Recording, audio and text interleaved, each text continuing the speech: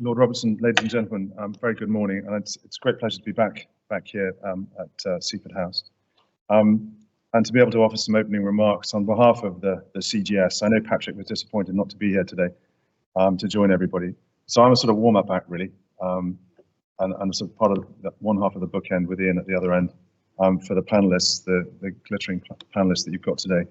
I think if we look at this extraordinary milestone, it's widely recognized that NATO has without question been the most successful Western alliance in recent history. At its inception in 1949, it had three core purposes: to deter Soviet expansionism, to prevent the rise of national militarism with North American support, and thirdly, to encourage European political integration. It was and remains a blend of political and military, a partnership sort of bound together by the outstandingly crafted Washington Treaty of 1949, and by the desire to defend its allies' territory and people within the borders. And in many ways, I think its success over the past 75 years has in no small part been its ability to continually evolve and adapt as an institution to the threats and challenges that it's faced. This has been well documented, and with the panelists today, we are very well placed to understand the history behind NATO's story so far. As the 30th CHACR, based in Shape in Mons, it was a great privilege for 3.5 years to sit at Field Marshal Montgomery's desk, as Rupert Smith had done previously. As a soldier, candidly, you couldn't help feel a profound sense of history, and also a great sense of responsibility, not to treat that post as a sinecure, but rather as an opportunity and a responsibility to advance NATO and also represent the UK.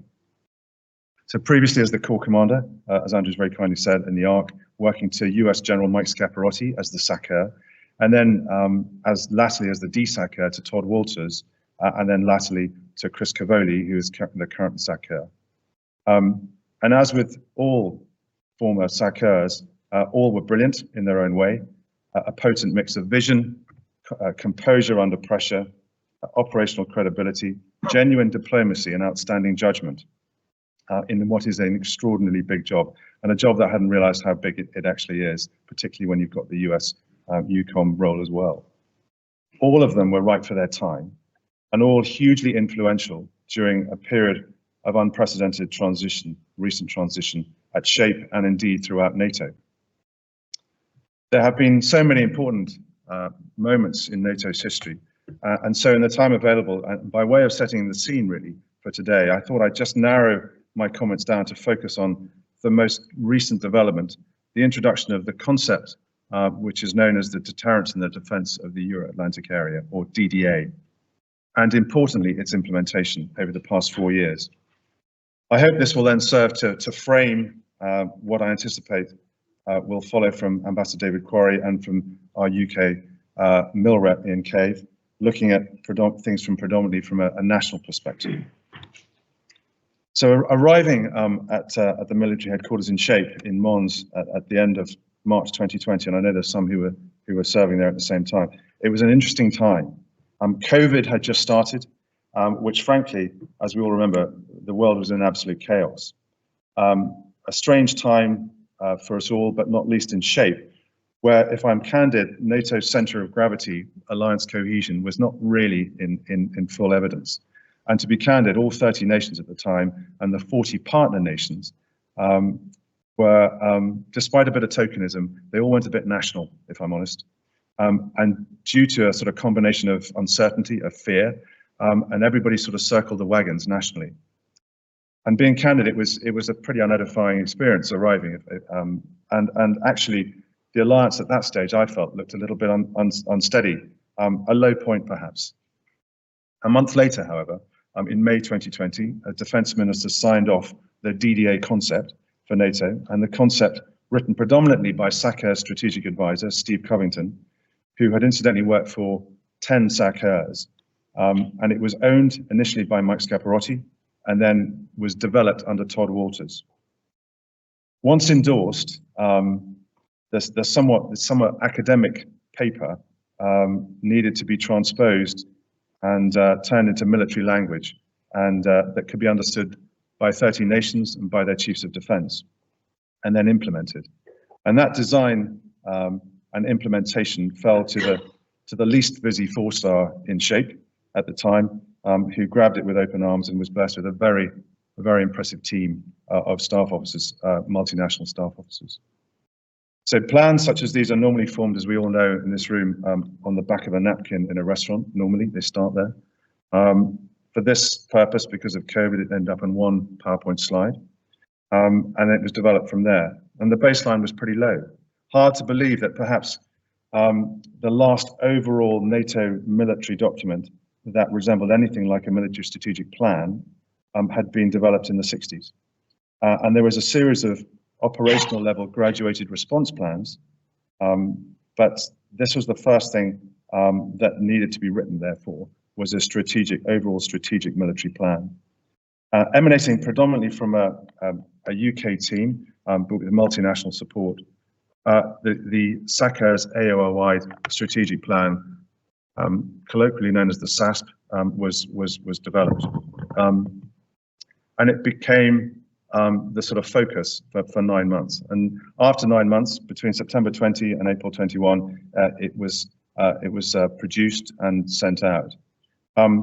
Achieving that consensus at 30, as you can imagine, for those who've worked fully in NATO, required a clear vision from the CHACR initially, a lot of speed dating, frankly, with on VTC, with chiefs of defense, a series of one-star led sprints with about 100+ people in the room, which you can imagine over 3 or 4 days was very difficult to achieve by the one-stars who did it. Empowered personnel from across NATO, the command structure, a major series of war games, buy-in from the permanent representatives, the ambassadors in Brussels, some quite bullish sales pitches to the military committee, the 3-star military committees, inevitably strong leadership, and uncomfortable levels of compromise at all levels from all nations. And that really was a challenge. It was a huge amount of staff effort in SHAPE and in Brussels, from this hand-picked civilian and military team, but a sort of leap of faith, really, in many respects, from many involved and many nations involved. And tying with the battle rhythm that you will be familiar with, which is the Defence Ministers, Foreign Ministers and Leaders Summit, between March 20 and July in Vilnius in 2023, it was an interesting time to be there, especially with COVID. But thanks to the efforts of nations, capitals, and the support from chiefs of defence in particular, it was driven through. In particular, the CHODs that supported Mark Milley, Carter, Thierry Burkhardt from France, Dan Petrescu from Romania was very forward-leaning, as from the 3 Baltic states, Martin Herem as well as many others. And inevitably, there were some national agendas that took place, which we had to be sort of worked through, and they played out regularly, because that consensus building was so important, but also rather tricky on occasions. But the military logic that flowed, that we needed to change, and that we needed something that was truly recognizable by treasuries and by governments, was sort of imperative and worked, despite some unmarked minefields that we had to sort of walk through. Catalyzed then in February 22, after 18 months, based on what happened by the Russian Federation. The net result, I believe, has been a sort of fundamental change in how NATO has done its business, its military planning, its posture, and its capability. And arguably, the best response to what President Trump had originally said when he was in his first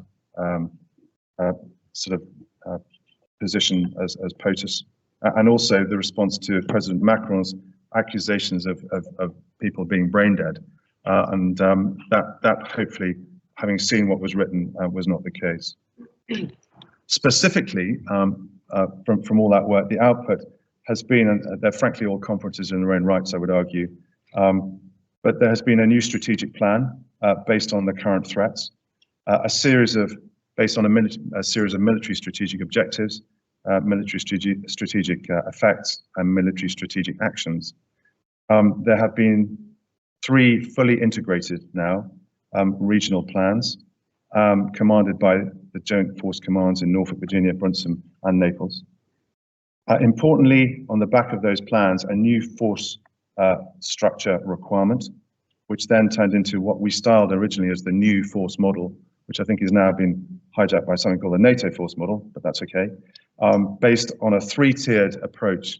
So in terms of tempo from 0 to 10, 11 to 13, and 31 to 180 days.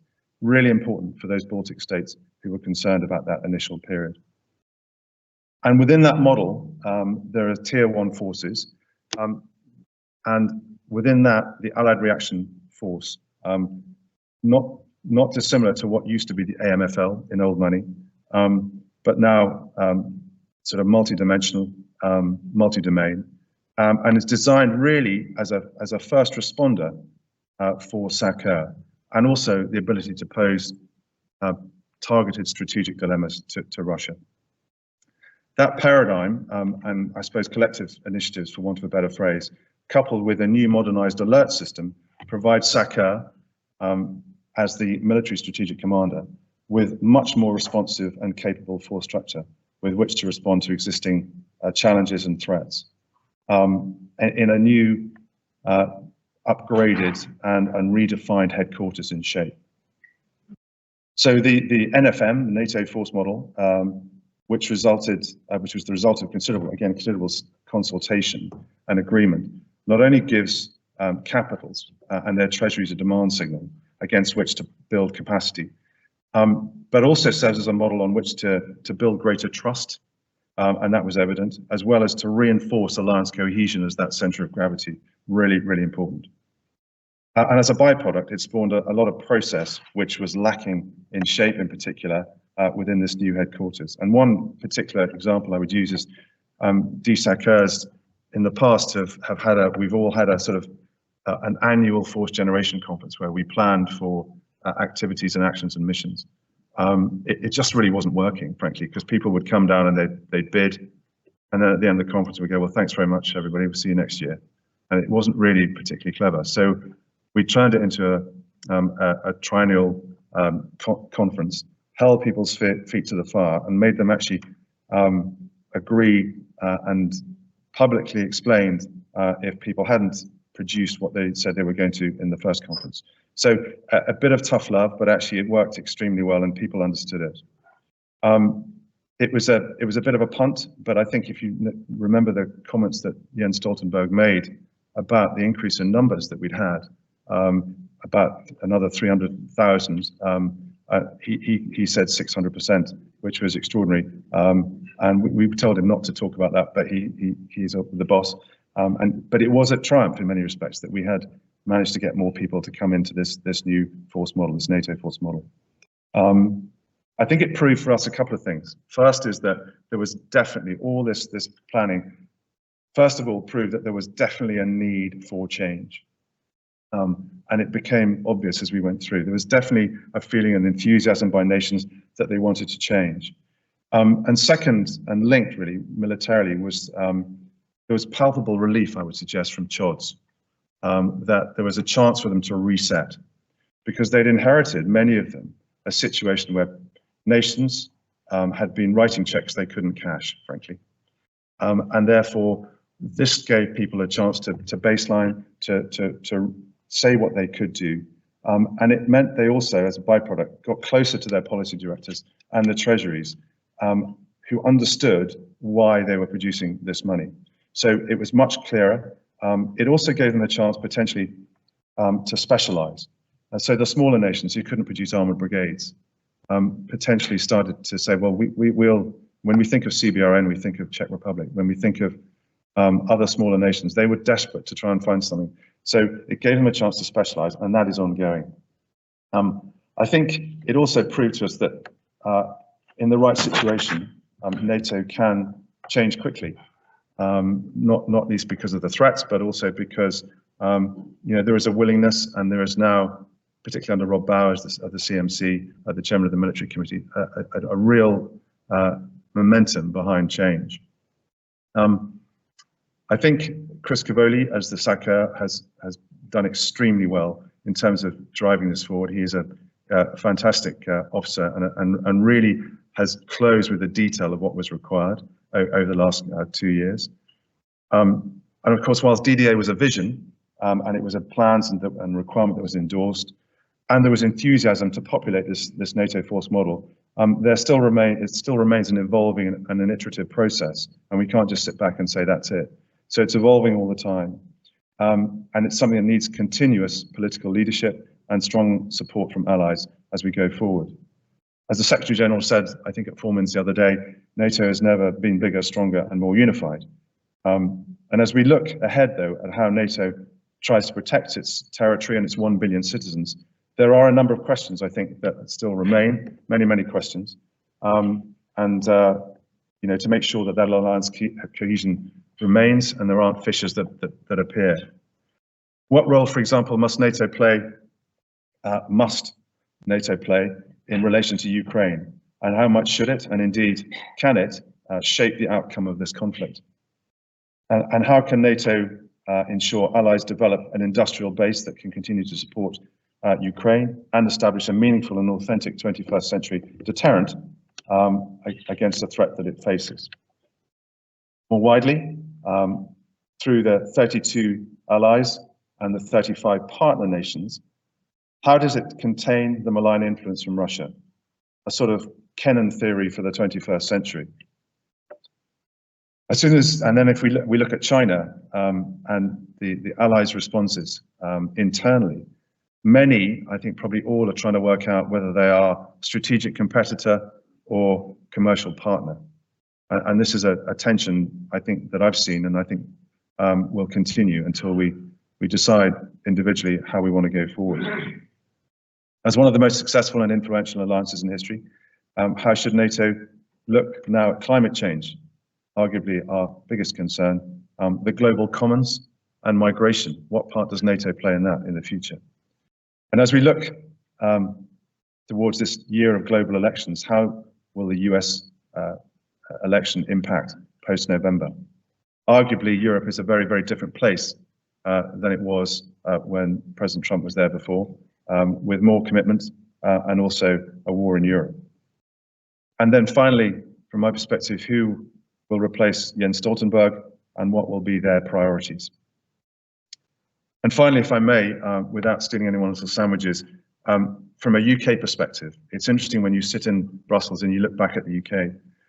Over the past 5 years, I think there has been a renaissance of interest in NATO, which is great, based on several factors. The size of our armed forces, our understanding that we need to be in a coalition, our withdrawal from Afghanistan, our desire to lead still in the Euro-Atlantic area, and the continued importance of our relationship with Europe and with the US, despite Brexit. Finally, and with the benefit of having looked through the depth and breadth of NATO over the last 3 years, 6 years effectively, I would gently reiterate my public, somewhat unpopular comments of last year, which is that United Kingdom's influence in the NATO needs to continue to be dependent upon having a clearly articulated and explained national position, building a genuinely credible force that can play a central and meaningful role in NATO's overall posture and planning, and an industrial base that is given timely demand signals, and investing carefully, finally, in the political and the military leadership that we put into NATO. I can't stress that enough. There are no doubt many more questions, but I would like to leave it there, and I'm very happy to answer any initial questions. If not, then delighted to be able to sit through and listen to the first panel.